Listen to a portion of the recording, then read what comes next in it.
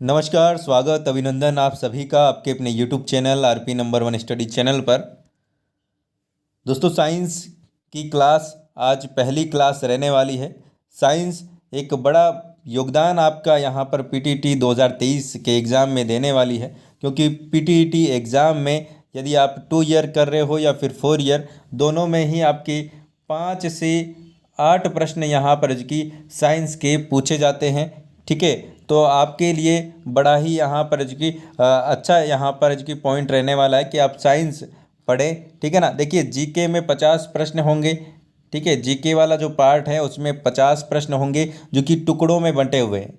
इसमें current affairs भी होगा, विज्ञान भी होगी, राजस्थान जीके भी होगा, इंडिया जीके भी होगा। ठीक है, तो ये सारी चीज़ें होगी इसके अंदर। तो ये आपको क्या है, टुकड़ों में बंटे हुए हैं और ये टुकड़े मिलाकर आपको क्या है, नंबर लाने हैं। आपको करनी है स्मार्ट स्टडी। ठीक है ना। स्मार्ट स्टडी करनी है, वो कैसे करनी है मैं आपको बताने वाला हूँ। ठीक है, देखिए, करंट अफेयर्स की क्लास आपकी लगती है रोज़ 7 बजे, शाम 7 बजे आपकी करंट अफेयर्स की क्लास लगती है। वो आप ज़रूर देखें, क्योंकि उसमें से आपके प्रश्न जो भी 7 से 8 प्रश्न आपके करंट अफेयर्स से, लगभग 10 प्रश्न भी आपको पूछे जा सकते हैं करंट अफेयर्स से संबंधित। ठीक है ना। तो करंट अफेयर्स की क्लास आप डेली लेवें, 7 बजे होती है रात को। ठीक है, और साथ ही साथ देखिए, विज्ञान का जो पार्ट है उसमें आपके 7 से 8 प्रश्न इसमें पूछे जाते हैं। तो ये विज्ञान और करंट अफेयर्स का पार्ट है जो कि थोड़ा सा छोटा है। जीके का पार्ट है जो कि बड़ा विस्तार यहाँ पर बड़ा ही विस्तृत है ना। तो हम क्या है, जीके को थोड़ा कम यहाँ पर टाइम देके इन दोनों सब्जेक्ट को ज़्यादा टाइम देंगे तो हमारा क्या है दोस्तों, सिलेक्शन होने का चांसेस ज़्यादा रहेगा। ठीक है ना। और बाकी जो 3 पार्ट है, आपके हिंदी इंग्लिश जो भी है और रीजनिंग है और शिक्षण अभिरुचि है, उनको तो आपको क्या है दोस्तों 100% देना ही है। ठीक है, चलिए। और दोस्तों, आपको बता दूं यहाँ पर विज्ञान बड़ा ही इम्पोर्टेंट होने वाला है और आपको कुछ महत्वपूर्ण प्रश्न ही आपको पढ़ने हैं जो कि मैं आपको बताने वाला हूं। ठीक है ना। विज्ञान में ज़्यादा कुछ नहीं पढ़ना है, जो भी प्रश्न आपको बताए जाएंगे वही आपको पढ़ना है। ठीक है ना। आपको जो भी क्लासें लगाई जा रही है विज्ञान की, साइंस की, वो आपको लेनी है और साथ ही साथ जो पीडीएफ आपको भेजी जाएगी टेलीग्राम पर, वो आपको पढ़नी है। उससे बाहर आपके विज्ञान के, साइंस के प्रश्न नहीं जाने वाले हैं। ठीक है, तो आज हमारी पहली क्लास रहने वाली है। कुछ हम यहाँ पर इम्पोर्टेंट प्रश्न हम करने वाले हैं, तो जल्दी से एक बार से क्लास को शेयर कर दीजिए ताकि सभी विद्यार्थी जुड़ सके। और जो विद्यार्थी चैनल पर नए हैं, चैनल को सब्सक्राइब आप कर लीजिएगा। नीचे लाल बटन आपको दिखाई दे रहा होगा, उसको सब्सक्राइब कर ले ताकि क्या है, रोज़ डेली आपको क्लासेज मिलते रहे दोस्तों। ठीक है, चलिए। आज यहाँ पर जीके की क्लास नहीं होकर आज विज्ञान की क्लास हो रही है। ठीक है ना। चलिए, पहला प्रश्न आपके सामने आ चुका है। बताइएगा जल्दी से जवाब यहाँ पर क्या हो जाएगा। आपको आता है तो बताइए, नहीं आता है तो हम बैठे हैं यहाँ पर। ठीक है ना। चलिए, मेघाच्छन्न रात की अपेक्षा निर्मल रात अधिक ठंडी होती है, इसका कारण क्या है। मेघाच्छन्न मतलब कि मेरे प्यारे दोस्तों, जब बादल छाए रहते हैं। ठीक है ना दोस्तों, बादल छाए हुए हैं। और निर्मल मतलब कि साफ सुथरा मौसम, साफ मौसम या फिर साफ एकदम अच्छी ठंडी रात, मतलब कि जैसे साफ मौसम रहता है वो वाली रात। तो बादल छाए हुए रात होती है जब उसकी अपेक्षा है जो कि जो निर्मल रात होती है वो अधिक ठंडी होती है। इसका कारण क्या है।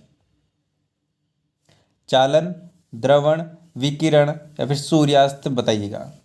देखिए, सूर्यास्त कोई कारण यहाँ पर नहीं, यहाँ पर हो रहा है। चालन, ये भी कोई कारण है नहीं बैठ। विकिरण ऑप्शन नंबर सी बिल्कुल सही जवाब होगा। Option number C. आपने देखा होगा कि जब बादल छाए रहते तो आपको यहाँ पर आपने देखा होगा कि उमस रहती है, बल्कि जो निर्मल साफ मौसम रहता है तो उस समय ठंडी होती है। आ रही बात समझ में। चलिए, अगला प्रश्न देखिए। इसी प्रकार के प्रश्न आपको परीक्षा में पूछे जाने वाले हैं, तो आप प्रैक्टिकली जो भी प्रश्न है आपको यहाँ पर पूछे जाने हैं, वो सारे के सारे प्रश्न आपके लिए यहाँ पर लेकर आया हूँ। ठीक है ना। चलिए, दूसरा प्रश्न आपके सामने है, जवाब दीजिएगा।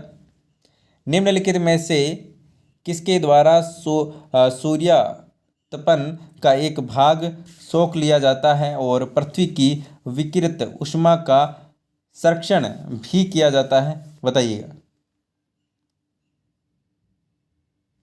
ऑक्सीजन, नाइट्रोजन, जल वाष्प या फिर कार्बन डाइऑक्साइड? बताइए जल्दी से। बिल्कुल ऑप्शन नंबर सी यहाँ पर करेक्ट आंसर हो जाएगा, जल वाष्प, है ना दोस्तों, जल वाष्प। अगला प्रश्न आपके सामने आ चुका है, जल्दी से जवाब दीजिएगा। एक श्वेत तथा चिकनी सतह कैसी होती है, मतलब कि उसका गुण किस प्रकार का होता है? ताप की अच्छी अवशोषक तथा अच्छी परावर्तक, ताप की खराब अवशोषक तथा अच्छी परावर्तक, ताप की अच्छी अवशोषक तथा खराब परावर्तक, या फिर ताप की खराब अवशोषक तथा खराब परावर्तक? सही आंसर की बात करें तो ऑप्शन नंबर बी बिल्कुल सही जवाब हो जाएगा।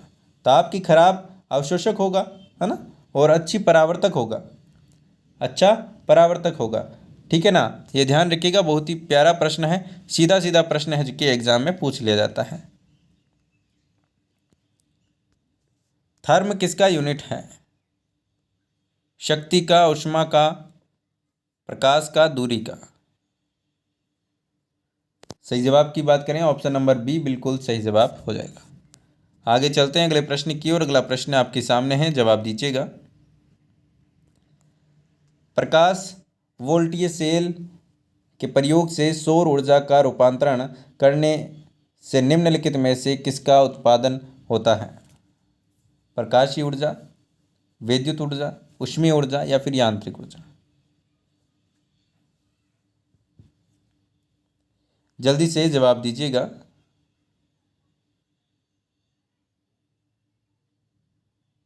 सही जवाब की बात करें तो ऑप्शन नंबर बी बिल्कुल सही जवाब हो जाएगा। देखिए, जब सौर ऊर्जा से क्या होता है हमारे पास, तो विद्युत ऊर्जा में रूपांतरित होता है। चलिए आगे चलते हैं अगले प्रश्न की ओर। अगला प्रश्न आपके सामने, जवाब दीजिएगा।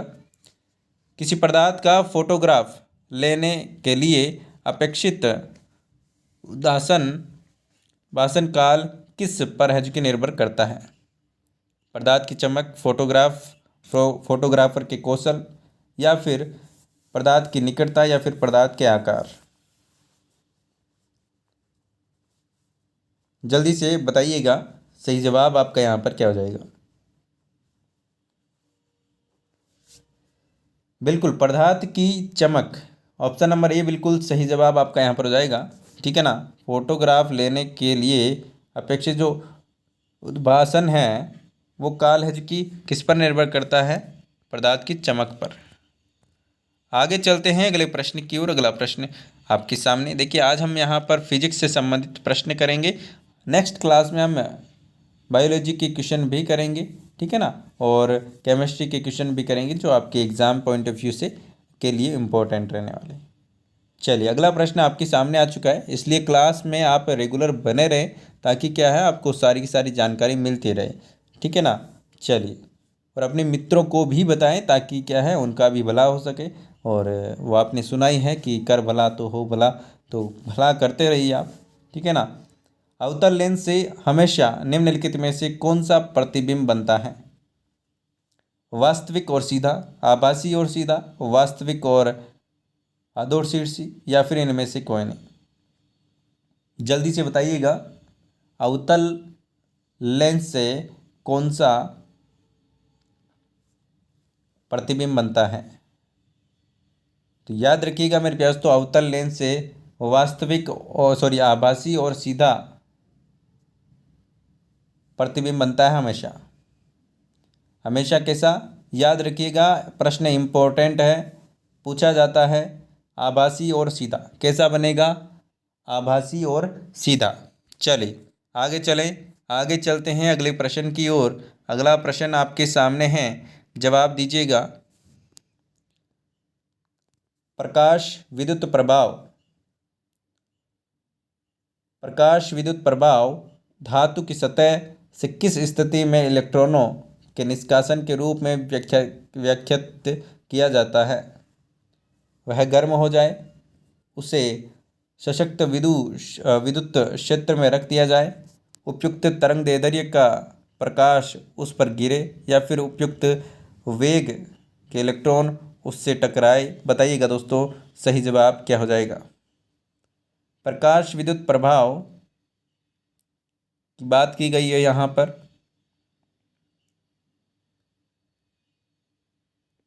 चलिए ऑप्शन नंबर यहाँ पर सी बिल्कुल सही जवाब हो जाएगा।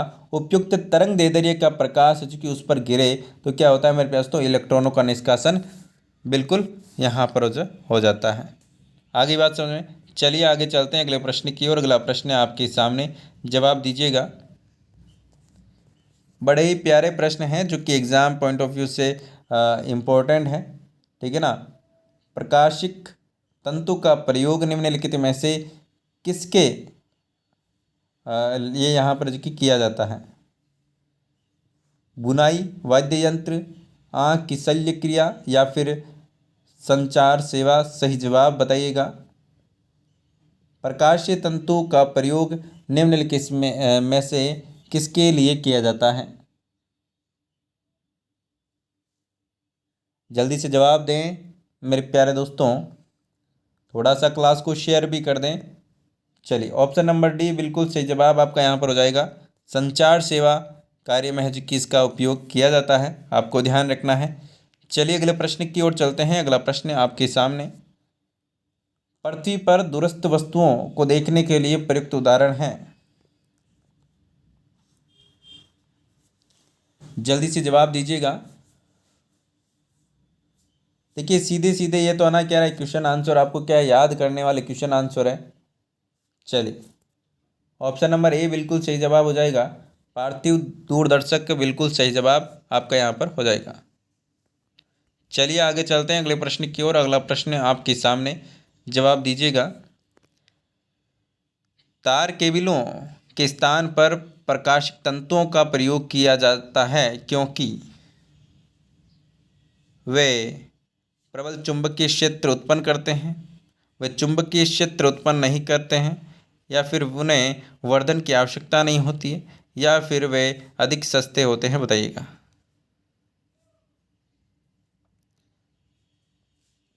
देखिए आजकल क्या होता है, वायरलेस चीज़ें आने लगी है सारी की सारी। ईयरफोन वायरलेस, सारी की सारी माइक भी वायरलेस, लगभग काफ़ी चीज़ें हैं जो कि वायरलेस हैं। तो तार केबलों के स्थान पर जो कि प्रकाशित तंतुओं का प्रयोग किया जाता है, क्यों किया जाता है, तो मेरे पास तो ऑप्शन नंबर सी बिल्कुल से जवाब हो जाएगा। उन्हें वर्धन की आवश्यकता नहीं होती है। ऑप्शन नंबर यहाँ पर सी बिल्कुल करेक्ट आंसर हो जाएगा। चलिए आगे चलते हैं अगले प्रश्न की ओर। अगला प्रश्न आपके सामने, जवाब दीजिएगा। बड़ा ही प्यारा प्रश्न है, दर्पण से संबंधित, ठीक है ना। बताइएगा। दर्पण विशेष के सामने खड़े होने पर मनुष्य को अपना सिर और शरीर वास्तविक आकार में छोटा दिखाई देता है, जबकि टांगे वास्तविक आकार की दिखाई देती है। दर्पण के अंशों के शेप कैसे हैं वो आपको बताने हैं। मतलब कि ऊपर का जो शेप है वो किस प्रकार का दर्पण है, और जो नीचे का है तो वो किस प्रकार का दर्पण है वो आपको बताना है। बताइएगा दोस्तों। अवतल एवं समतल, अवतल एवं उत्तल, उत्तल एवं समतल, या फिर समतल एवं उत्तल। यदि देखिए सिर और शरीर वास्तविक आकार से छोटा दिखाई दे रहा है, और टांगे हैं जो कि वास्तविक आकार की दिखाई दे रही है। देखिए वास्तविक दिखाई दे रही है मतलब कि क्या है, समतल है। मतलब कि वास्तविक दिखाई दे रही है मतलब कि समतल है। कौन है, टांगे। टांगे समतल है, या तो ये ऑप्शन नंबर ए होगा या फिर सी होगा। और वास्तविक आकार से छोटा दिखाई दे रहा है मतलब कि उत्तल होगा। उत्तल कौन, उत्तल छोटा है या अवतल छोटा है, उत्तल छोटा है मतलब कि उत्तल होगा। ऑप्शन नंबर सी बिल्कुल सही जवाब हो जाएगा। ये ट्रिक आप समझिएगा, जो छोटा है उसका प्रतिबिंब कैसा बनेगा, छोटा होगा, ठीक है। मतलब कि उत्तल नाम छोटा है, 3 अक्षर आ रहे हैं, तो उत्तल क्या हो जाएगा, छोटा हो जाएगा। अवतल में 4 अक्षर आ रहे हैं मतलब कि बड़ा प्रतिबिंब बनेगा। चलिए आगे चलते हैं। अगला प्रश्न आपके सामने, जल्दी से जवाब दीजिएगा मेरे प्यास तो। डेल्टोनिज्म या फिर प्रोटेनोपिया एक प्रकार की वर्णांधता है जिसमें रोगी को यहाँ पर हम बात करें, रोगी कौन सा रंग नहीं देख पाता है। बताइएगा।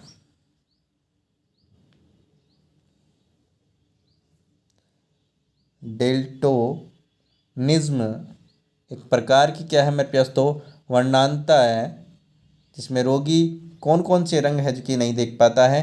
हरा, लाल, नीला या फिर उपरोक्त सभी। सही जवाब क्या होगा बताइएगा। सही जवाब की बात करें, ऑप्शन नंबर डी बिल्कुल सही जवाब हो जाएगा। इसके अंतर्गत व्यक्ति है जो कि हरा, लाल और नीला तीनों प्रकार के कलर है जो कि नहीं देख पाता है। इस प्रकार की जो ये बीमारी हम कह सकते हैं, या फिर ठीक है ना, इस प्रकार के जो कि वर्णांता हम कह सकते हैं, ठीक है ना, वो यहाँ पर जो कि होती है, जिसके अंतर्गत ये कलर है जो कि नहीं दिख पाते हैं। चलिए अगला प्रश्न आपके सामने है, जवाब दीजिएगा।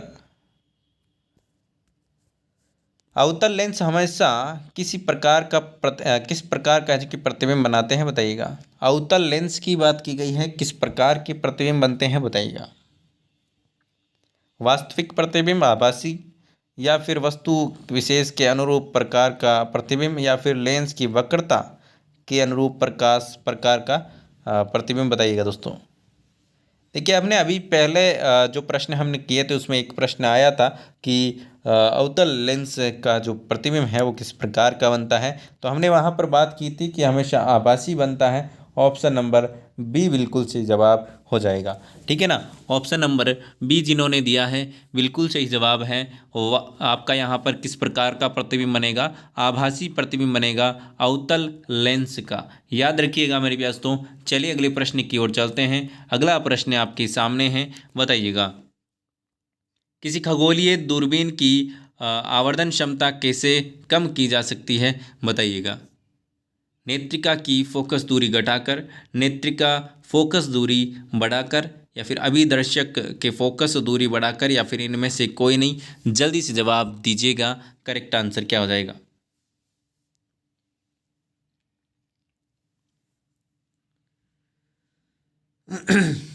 सही जवाब की बात करें तो ऑप्शन नंबर आपका यहाँ पर बी बिल्कुल सही जवाब हो जाएगा। नेत्रिका फोकस दूरी को आप बढ़ा सकते हो, उसके बाद में है कि आपकी जो आवर्धन क्षमता है दूरबीन की, उसकी जो क्षमता है वो कम की जा सकती है। आगे चलते हैं अगले प्रश्न की ओर। अगला प्रश्न आपके सामने समक्ष, आंसर फरमाइएगा क्या हो जाएगा। मोटर कारों में हेडलाइट कि जो चौंध को हटाने के लिए क्या किया जाता है बताइएगा। पतली परतें प्रयुक्त की जाती हैं, फिल्टर प्रयुक्त किए जाते हैं, फ्लोराइड प्रयुक्त किया जाता है, कांच के प्रिज्म प्रयुक्त किए जाते हैं बताइएगा।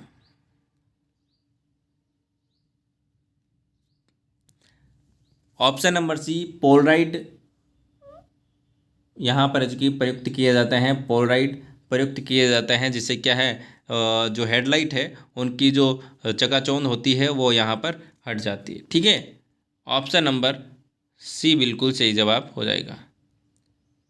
आगे चलते हैं अगले प्रश्न की ओर। अगला प्रश्न आपके सामने, जवाब दीजिएगा।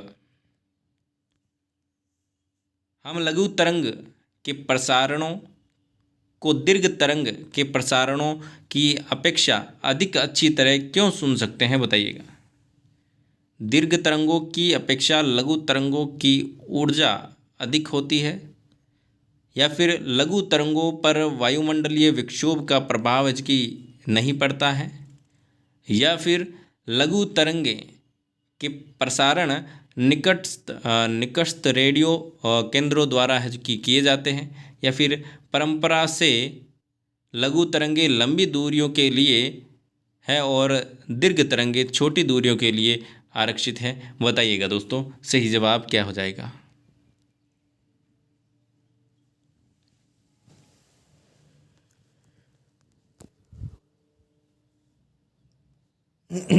ऑप्शन नंबर ए जिन्होंने बताया है बिल्कुल सही जवाब है। दीर्घ तरंगों की अपेक्षा लघु तरंगों में जो ऊर्जा होती है वो क्या होती है, अधिक होती है। इसलिए यहाँ पर इसका वजह की हम को अच्छी तरीके से सुन सकते हैं। चलिए आगे चलते हैं अगले प्रश्न की ओर। अगला प्रश्न आपके सामने, जवाब दीजिएगा। समुद्र में डूबी वस्तु का पता लगाने के लिए किस यंत्र का प्रयोग किया जाता है? वेरी इंपॉर्टेंट प्रश्न है, कई बार एग्जाम में पूछा गया है, तो इसका ध्यान दीजिएगा। सोनार, रडार, रेजर, लेजर, या फिर मेसर। करेक्ट आंसर बताइएगा। देखिए, किसी भी डूबी हुई चीज़ का पता लगाने के लिए सोनार का उपयोग किया जाता है। ऑप्शन नंबर ए बिल्कुल सही जवाब हो जाएगा। सोनार बिल्कुल सही जवाब हो जाएगा। आगे चलते हैं अगले प्रश्न की ओर। अगला प्रश्न आपके सामने, जल्दी से जवाब दीजिएगा।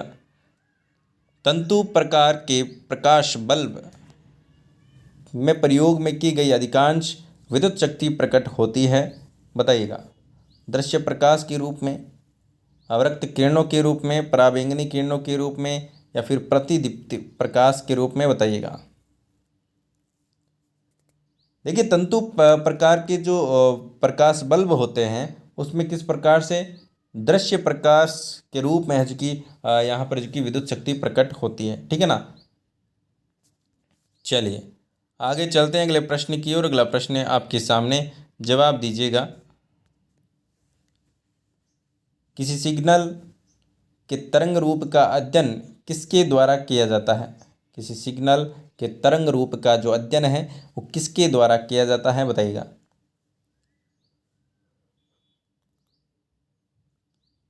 स्पेक्ट्रोमापी, कैथोड किरण दोलनदर्शी, या फिर स्वर मापी सोनोमीटर, या फिर इनमें से कोई नहीं। जल्दी से जवाब दीजिए।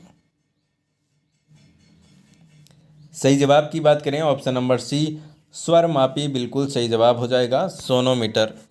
चलिए आगे चलते हैं अगले प्रश्न की ओर। अगला प्रश्न आपके सामने, देखिए प्रश्न मेरे प्यारे दोस्तों सीधे सीधे छपने वाले हैं, ठीक है ना। और आपको आखिरी में जो एग्ज़ाम के टाइम में आपको पीडीएफ दी जाएगी साइंस की, जीके की, जितने भी सब्जेक्ट हैं, हिंदी है, साइंस है, जीके है, रीजनिंग है, सबकी एक अलग से पीडीएफ आपको मिलेगी एग्ज़ाम टाइम से पहले।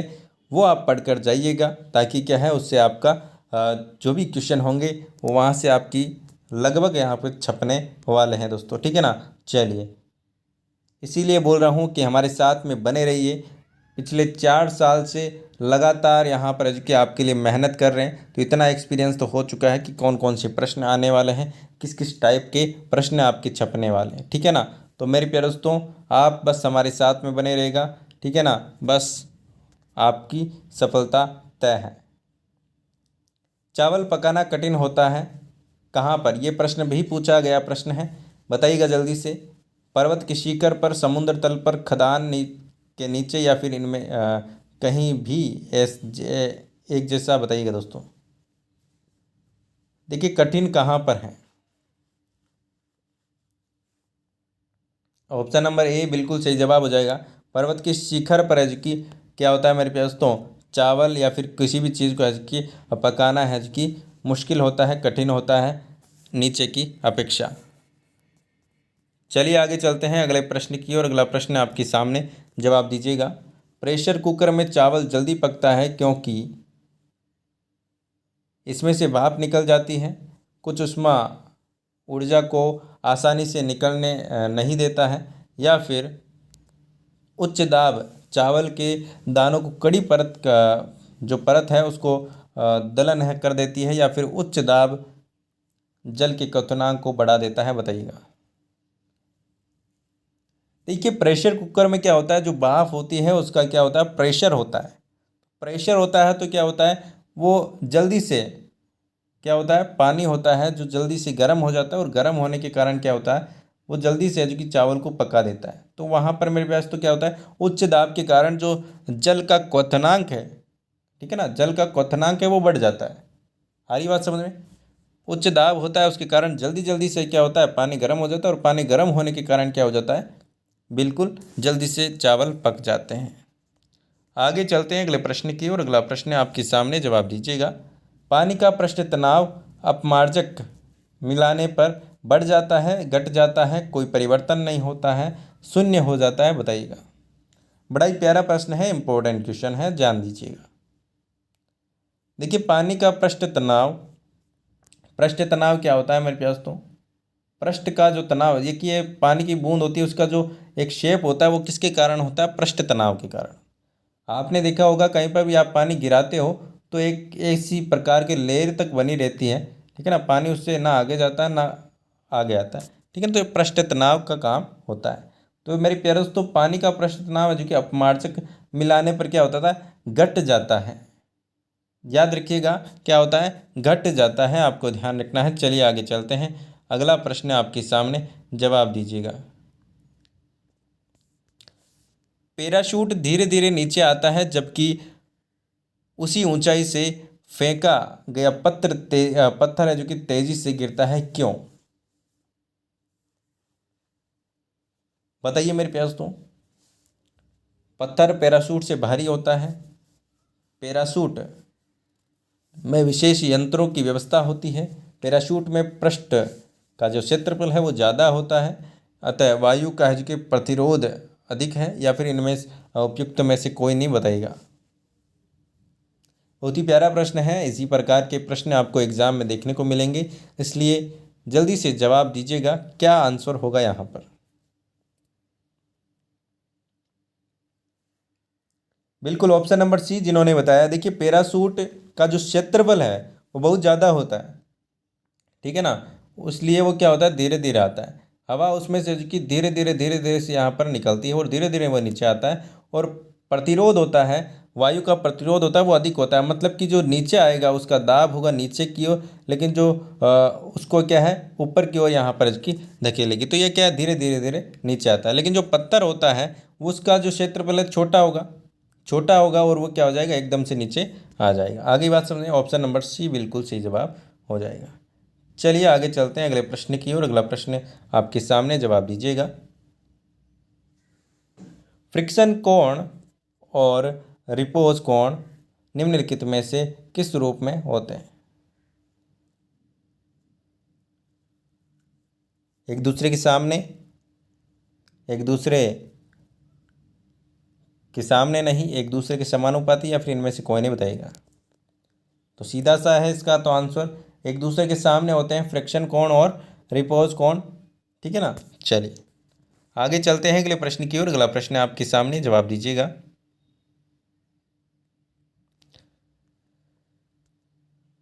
चलिए, यदि हम किसी पात्र के तल पर द्रव के दाब की गणना करना चाहते हैं तो उसे निर्धारित करने के लिए कौन सी मात्रा अपेक्षित नहीं है, बताइएगा।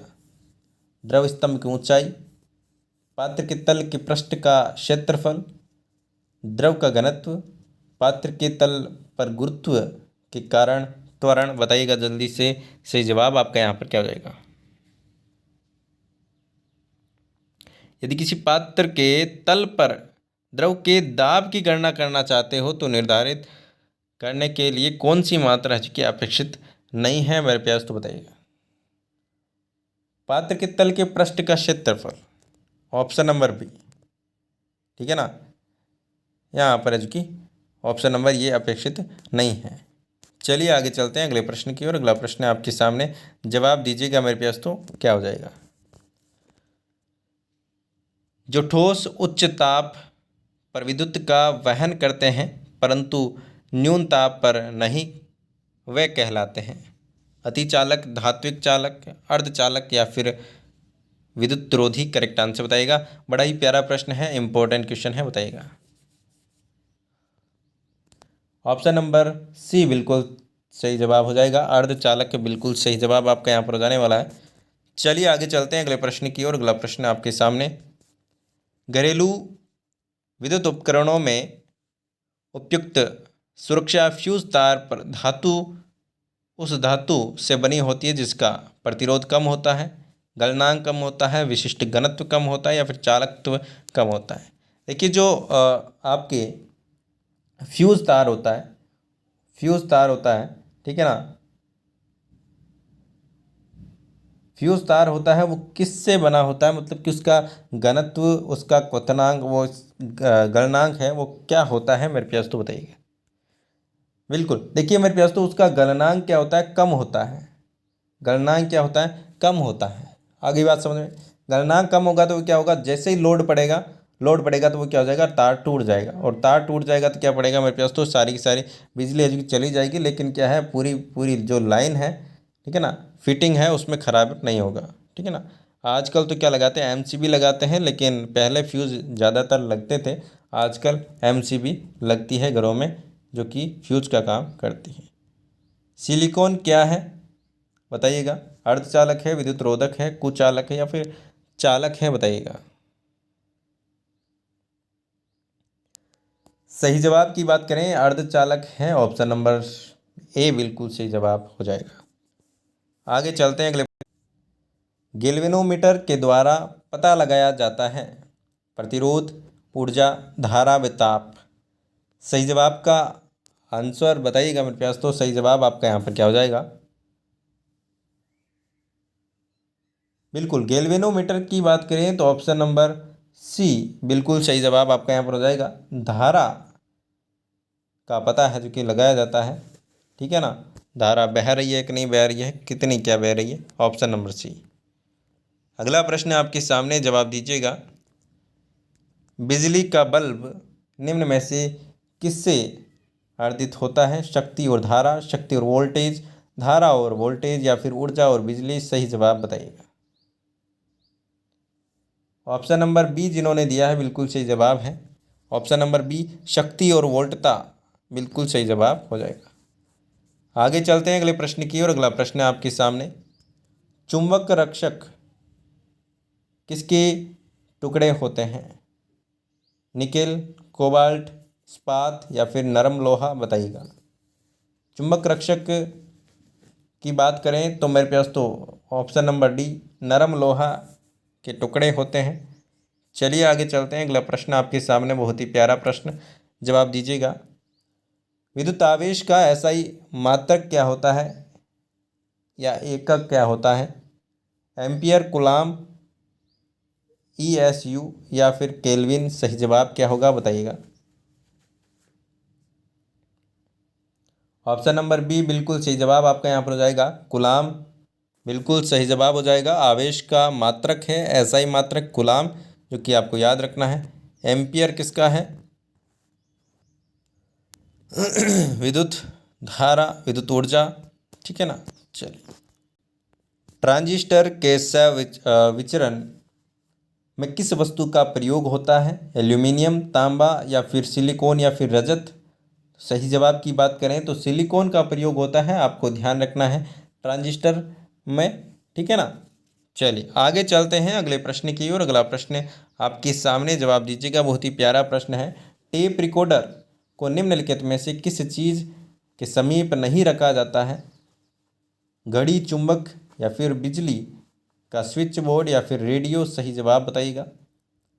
देखिए, टेप रिकॉर्डर की बात करें तो ऑप्शन नंबर बी चुंबक के नज़दीक है, जो कि नहीं रखा जाता है। और आपको बता दूं, आपने ये भी सुना होगा कि जो टेलीविज़न होता है उसके सामने चुंबक लेकर गए तो मेरे प्यास तो आपकी टीवी तो गई, है ना। कभी ले मत जाना आप, टीवी के सामने चुंबक मत ले जाना, गड़बड़ हो जाएगा मामला और फिर क्या है डांट आपके पड़ेगी मेरे प्यास तो। इसलिए चुंबक आप मत ले जाइएगा, फिर टीवी देखना बंद, टीवी बंद, सब कुछ बंद, ठीक है।